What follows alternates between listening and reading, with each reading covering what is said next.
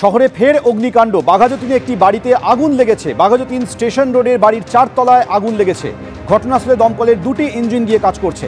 হিন্দল দে এই মুহূর্তে আমাদের সঙ্গে টেলিফোনে রয়েছে, আরো বিস্তারিত বলবে। হিন্দল, একেবারে দেখো, দমকলের 2টি ইঞ্জিন ঘটনাস্থলে রয়েছে। এই আগুনটি লেগেছে একটি 4তলা বাড়ির একেবারে 4তলার উপরের ঘরে। সেখানে কিন্তু আগুন এখনো পর্যন্ত দেখা যাচ্ছে এবং সেখানে দমকলের 2টি ইঞ্জিন এবং দমকল কর্মীরা কিন্তু সেই আগুনকে নিয়ন্ত্রণে আনার চেষ্টা চালাচ্ছেন। বাঘাযতীন স্টেশন রোড অর্থাৎ বাঘাযতীন স্টেশনের খুব কাছেই কিন্তু এই 4তলা বাড়ি। সেই 4তলা বাড়ির একেবারে ওপরতলায় এই আগুন লেগেছে।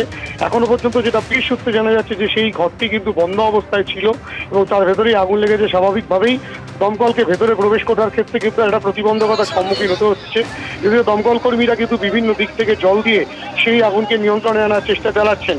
কিন্তু এই আগুন লাগার ফলে স্বাভাবিকভাবেই গোটা এলাকায় আতঙ্ক ছড়িয়ে পড়েছে, কেননা পাশাপাশি বহু বাড়ি রয়েছে, যথেষ্ট ঘন জনবসতিপূর্ণ এলাকা। স্বাভাবিকভাবে সেই আগুন যাতে ছড়িয়ে না পড়ে সেই বিষয়টাকে মাথায় রেখে দমকল কর্মীরা কিন্তু কাজ চালাচ্ছেন। এখনো পর্যন্ত সেই আগুনকে সম্পূর্ণ নিয়ন্ত্রণে আনা যায়নি, সেই আগুনকে নিয়ন্ত্রণে আনার চেষ্টা চালাচ্ছেন। প্রথম প্রতিবন্ধকতা 4তলায় লেগেছে, সেখানে ওঠার ক্ষেত্রে কিছুটা সমস্যার সম্মুখীন হতে হচ্ছে এবং তার পাশাপাশি বন্ধ ঘর যেহেতু, সেক্ষেত্রে প্রবেশের ক্ষেত্রেও দমকলকে কিছুটা সমস্যার সম্মুখীন হতে হচ্ছে, যদিও দমকল কর্মীরা চেষ্টা চালাচ্ছেন সেই আগুনকে নিয়ন্ত্রণে আনার জন্য।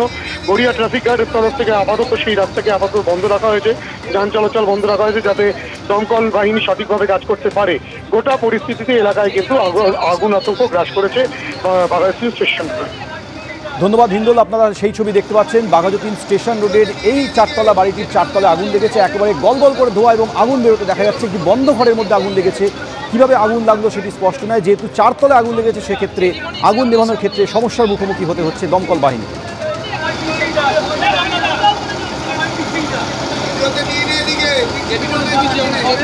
নিয়োগ দুর্নীতিতে জেলেই পার্থ চট্টোপাধ্যায় আর মুক্তির অপেক্ষায় অর্পিতা মুখোপাধ্যায়। আজ বিকেলই প্যারোলের মেয়াদ শেষ, জেলে ফিরছেন অর্পিতা মুখোপাধ্যায়।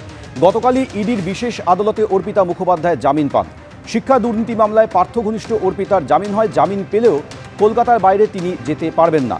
সমীরণ পাল আমাদের সঙ্গে এই মুহূর্তে টেলিফোনে রয়েছেন। সমীরণ, প্যারোলে মেয়াদ শেষ হয়েছে তাই জেলে ফিরছেন, কিন্তু তিনি জামিন পেয়েছেন ইতিমধ্যেই। সেক্ষেত্রে কোন কোন প্রক্রিয়ার মধ্য দিয়ে যেতে হবে অর্পিতা মুখোপাধ্যায়কে? সৌমেন, গতকালই তার 5 দিনের প্যারোলের মেয়াদ শেষ হয় এবং একদিন মেয়াদ বৃদ্ধি করা হয়েছে অর্থাৎ বিকেল 5টা পর্যন্ত।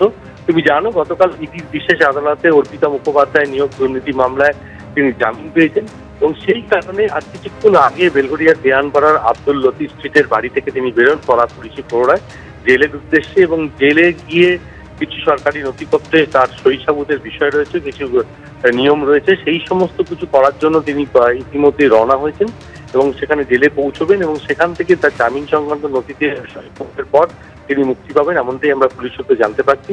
কিছুক্ষণ আগে তাকে নিয়ে কড়া পুলিশি প্রহরায় জেলের উদ্দেশ্যে রওনা হয়েছে পুলিশ।